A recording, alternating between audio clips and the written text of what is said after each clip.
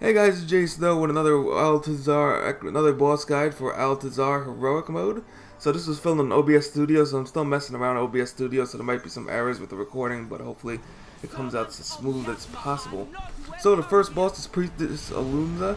So she's going to summon about 5 blood pools, I think, on the floor, and you don't want to step in these just yet, but you're actually going to want to step in these.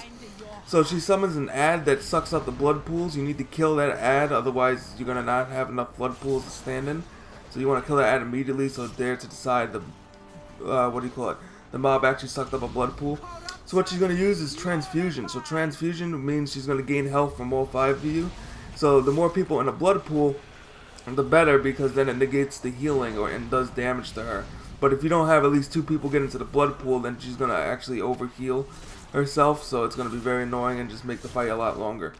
The 4th ability, which isn't mentioned in the dungeon guide at the moment, is she just summons a bunch of egg-looking golden things that you just need to not stand in, so there's no, just don't stand in them pretty much. So just to reiterate the fight, make sure you step into blood pools when she uses transfusion so she doesn't gain too much health. So right here I'm actually going to step right in one. So it should be enough for almost everybody. Make sure you kill the ad so it doesn't suck up the blood pools. And that's pretty much it to this fight. So, and also, yeah, don't stand in the eggs. So that's like the only difference from normal and heroic mode, is just the eggs on the floor. Alright, so for the next boss, his name is Vol'kaal, and this boss was a little bit confusing, so I wasn't sure what was going on here. So basically what he does is you have 3 regenerative totems, and these totems, these totems regenerate his health unlimitedly, so you just want to keep aggro as a tank on him. But the DPS should not be DPSing him. You actually want to split DPS on all the totems, because once a totem dies, it casts Regenerate, which I did not know in heroic mode at the time. And we weren't doing this properly because we didn't actually split the DPS until like a couple seconds later. So one of the totems actually regenerated before, it even happened. Yeah, so basically the totem regenerated itself. Yeah, there you go, right there, the totem regenerated. And they regenerate pretty fast, so we were kind of all over the place with that. And I'm not sure if others didn't know. Yeah, we basically had no idea what was going on. So basically the goal is to kill all the totems at the same time if possible, and then they should stop healing the boss. And then you go into the second phase of the boss. So right here, let's just kill this totem really quick. So I just started focusing DPS on the totem while holding on to the boss himself. So once all the totems are down, he's gonna jump on over and rage. So basically, during this fight, it's just a DPS race. He's going to start putting pools of toxic goo, or whatever you want to call it, all over the place, and he's just going to start smacking you over and over again. And then he also does Toxic Leap on Heroic and Noxus Stretch, which is basically just extra damage to everybody. So what you want to do is just tank him kind of in a triangle circle, because the field is kind of a triangle. It's like a triangle, so you just want to move him back slowly and just start making sure your DPS doesn't stand in the goo. I mean, you can't really control where the goo goes, so just make sure you have a decent path to go through.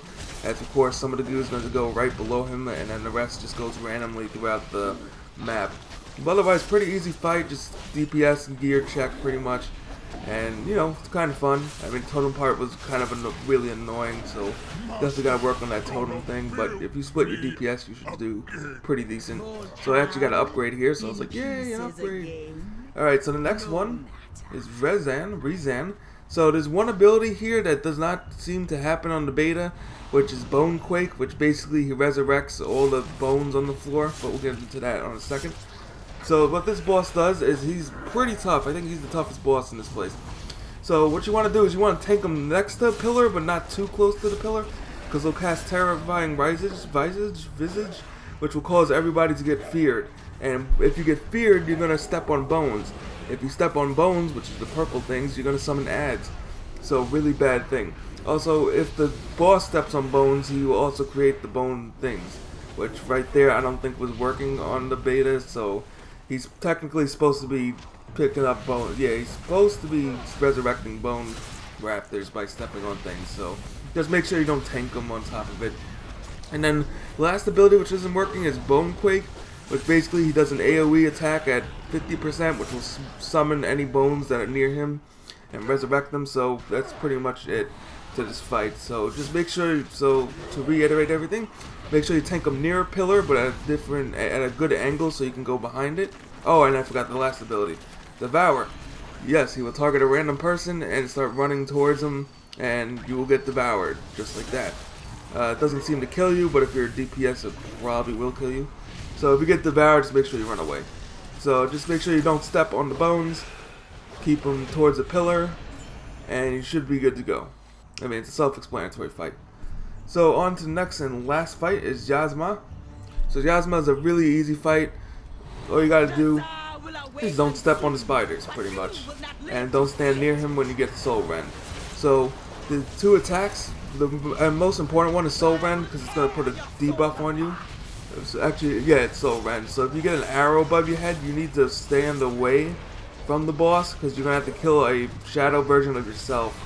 And if you don't, if it gets to the boss, then you get a debuff, and it will explode, dealing a lot of damage. So make sure once you get that little purple thing on your head, you want to run away as soon as possible, so you have more room to kill the shadow debuff. The second ability is the spiders. So the spiders explode, and then they leave goo on the ground. So you definitely don't want to stand on the spiders. And that's really pretty much it. I mean, I'm not geared for this. I'm just like slightly geared for heroics, but otherwise the boss goes down pretty quickly. Might be one ability I'm missing, but I think that's pretty much it. Just don't stand near the pretty much just don't stand near the boss if you get Soul Rend, and don't step on the spiders, and you should be good to go. So I thank you guys for watching this video. Feel free to subscribe for more WoW heroic videos, hoping to get one for each dungeon.